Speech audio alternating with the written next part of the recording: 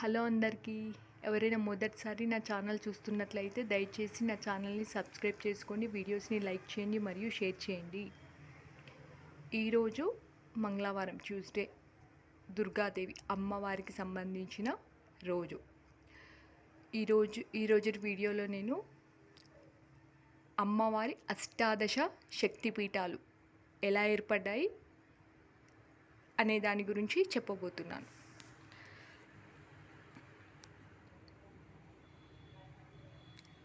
దుర్గామాత హిందూ సనాతన ధర్మంలో శక్తి స్వరూపిణిగా, దైవిక తల్లిగా అత్యంత భక్తి శ్రద్ధలతో కొలవబడుతుంది. దుర్గా అంటే కష్టాలను, చెడు మరియు అడ్డంకులను తొలగించేది అని అర్థం.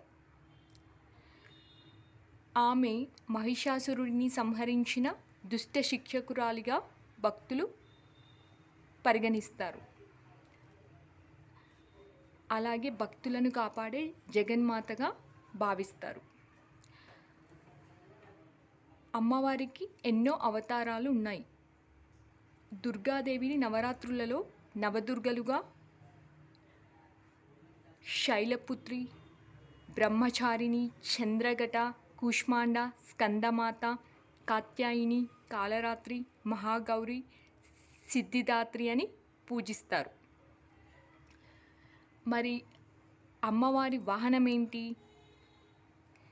అమ్మవారు సింహంపై ఆసీనురాలై ఉంటుందని అంటారు. తెలుగు రాష్ట్రాలలో విజయవాడలోని ఇంద్రకీలాద్రిపై కొలువైన శ్రీ కనకదుర్గమ్మ ఎంతో ప్రసిద్ధి చెందింది. దసరా ఉత్సవాలలో అమ్మవారిని 9 రోజులు 9 అలంకారాలలో దర్శించుకుంటారు. దుర్గమ్మ అనుగ్రహం కోసం భక్తులు మహిషాసుర మర్దిని స్తోత్రం వంటివి చదువుకుంటే చాలా బాగుంటుంది. కష్టాలు, భయాలు తొలగిపోవడానికి అమ్మవారి నామస్మరణ ఎంతో మేలు చేస్తుంది. దుర్గా మాతృదేవతగా శక్తి, బలం, రక్షణ మరియు మాతృత్వానికి అధిదేవతగా పరిగణిస్తారు.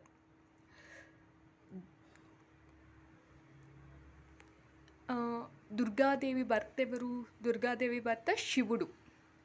మనము అమ్మవారిని పూజించినప్పుడు అమ్మవారితో పాటు శివుడిని పూజించాలి. శివుడిని పూజించినప్పుడు శివుడితో పాటు అమ్మవారిని కూడా తప్పక పూజించాలి. ఇద్దరిని ఏకంగా శివపార్వతులుగా దర్శించుకుంటే చాలా శుభాలు చేకూరుతాయి.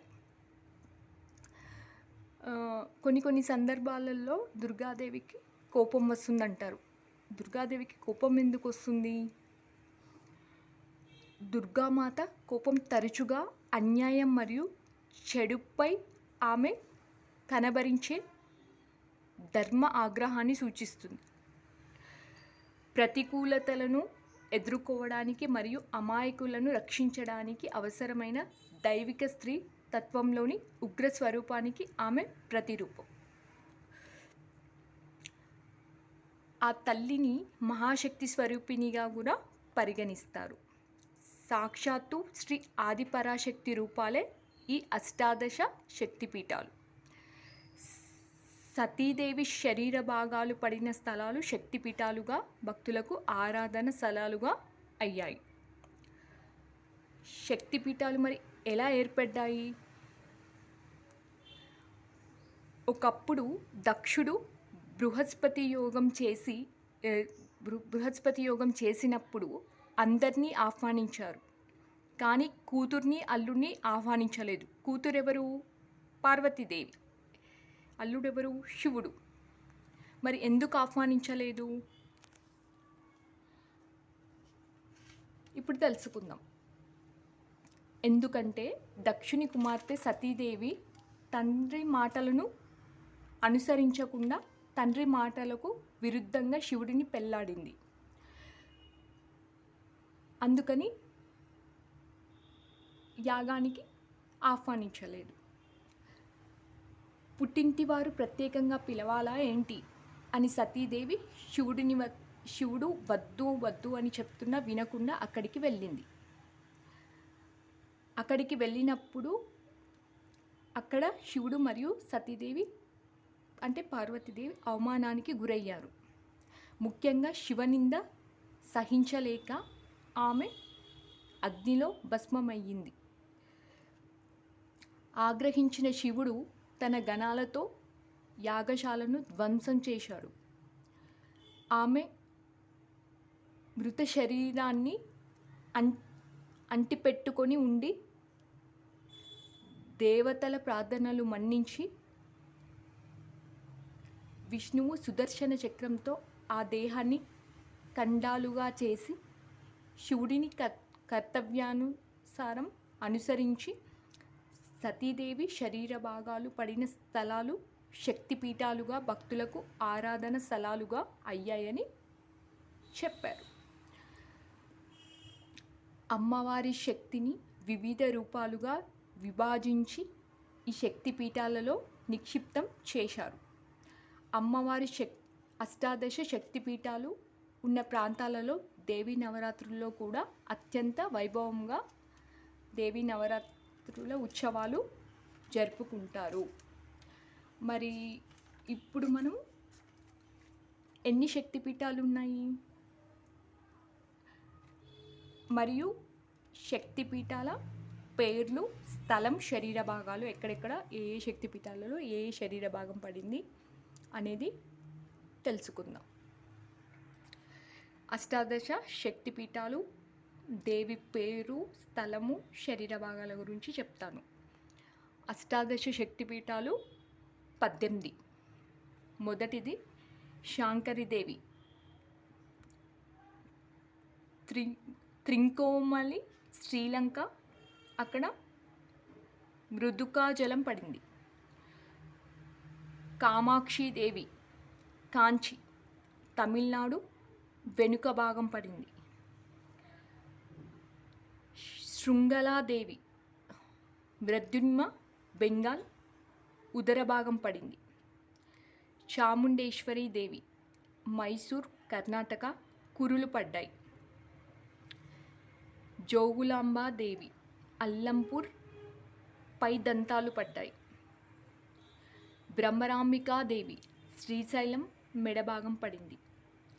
మహాలక్ష్మీదేవి, కోల్హాపూర్, మహారాష్ట్ర కళ్ళు పడ్డాయి.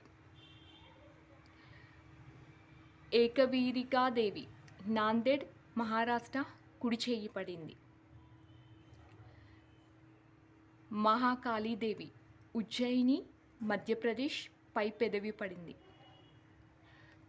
పురుహుతికాదేవి, పిఠాపురం, అక్కడ ఎడమ చేయి పడింది. గిరిజాదేవి, జైపూర్, ఒడిషా, అక్కడ నాభి పడింది.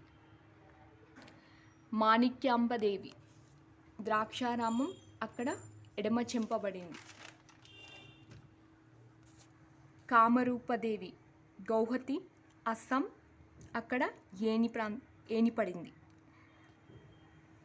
మాధవేశ్వరి దేవి, ప్రయాగ, ఉత్తరప్రదేశ్, అక్కడ వేళ్ళు పడ్డాయి. వైష్ణవీదేవి, జ్వాలాముఖి, హిమాచల్ ప్రదేశ్, అక్కడ నాలుక భాగం పడింది.